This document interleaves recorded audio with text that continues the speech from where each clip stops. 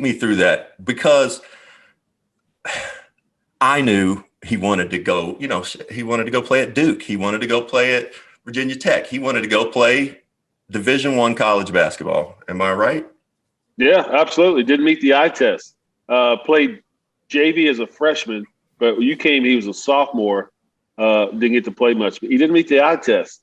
He had a big head, big hands, big feet. Body was nowhere matched to the way his hands and his feet and his head. He was just lanky, loose, but knew how to play, loved to play, didn't mind the work, could shoot it, always could shoot it, could handle it, knew the game, but just didn't meet the eye test. Wanted to go to Duke, wanted to go to Virginia Tech. Lots been talked about Virginia Tech.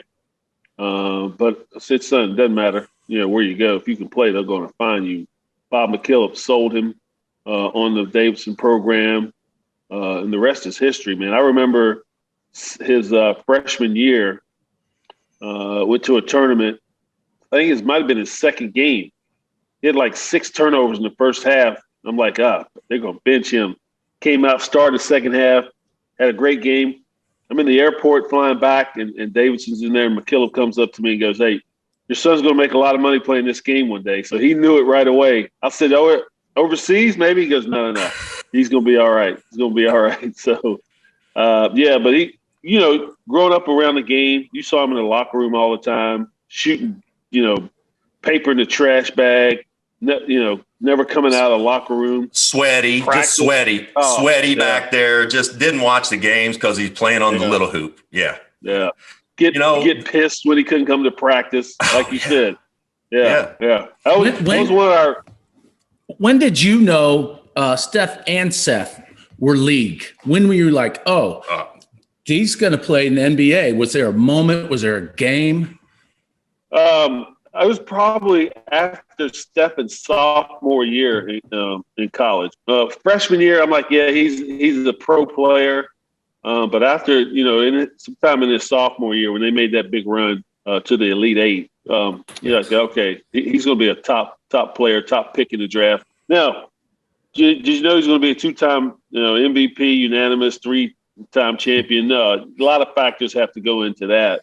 But I knew he had the skill set to play in the league, play well, do whatever it took work ethic.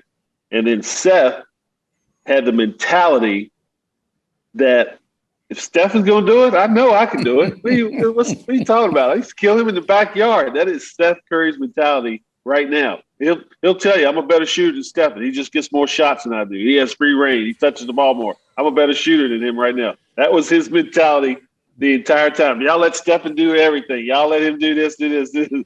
So Seth has always had that mentality. And when Seth was a senior at Duke, he had a stretch fracture in his tibia. Didn't practice. He'd go up, run some dummy offense, and Coach K would let him go down and do his conditioning in a pool. So he played his senior year without practicing hardly at all, averaged about 18 a game. Knew after senior year had to get that leg fixed. So we put together a plan that, hey, it's probably going to take you a couple of years, do the G League to get your shot. I remember going to Erie, Pennsylvania to watch Seth play for the Erie Bayhawks in the G League. Tried to get there twice. Plane got turned around because of snow. I actually had to drive in. And I saw, when I got to the games, 2 games that weekend, I saw Seth just totally dominate the game. And I told him afterwards, I'm like, Seth, you're going to make it to the league. One, because you got the skill set, the determination, and the work ethic to do it. But if you can stay focused and play like that in Erie, Pennsylvania in the wintertime, your mindset is right. You have the mentality to play in the NBA. And he was ready when he got a shot. And, on a great team now in Philadelphia, playing for his father-in-law. Last couple of starts, he's started the point guard with Ben Simmons out. So Seth is really liking where he's at. He has a great family. His off the court activities is set. So he's loving life right now. He's playing good ball. That just reminds me of one thing too, because his percentage is actually 3-point percentage as a career is actually better than Steph's. But there's in the top 40 all-time NBA 3-point percentages, there's 3 Currys. So I got to wonder, nature versus nurture. What do you think there? I mean, you obviously all got incredible hand-eye, right? But also had to work at it. You can't just, what was it more, the work ethic or just God-given ability? I know it's both, but. Yeah, it's both. Actually, and this story's been talked about a lot. I had to change Stephen's shot between his sophomore and junior year. He shot it from his waist and moved it to above his head.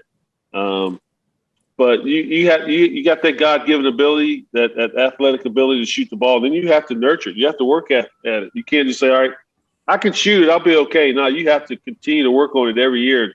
They're two of the best shooters in the world, but they work at it every single day, every single off season to keep that skill set. If you don't work at something, this, Rex, you're going to lose the advantage. You're going to lose that skill.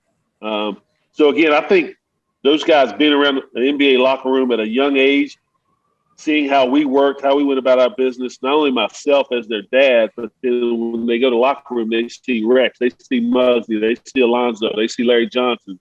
They see all these guys putting in work, and I'm working out with them in the offseason. They go, damn, this is what it takes? All right, I got the skill set, but I got to continue to work. And to this day, they still have that work ethic, that skill set, and they still are not satisfied with what they've done so far. They want to get better, and they want to be better players.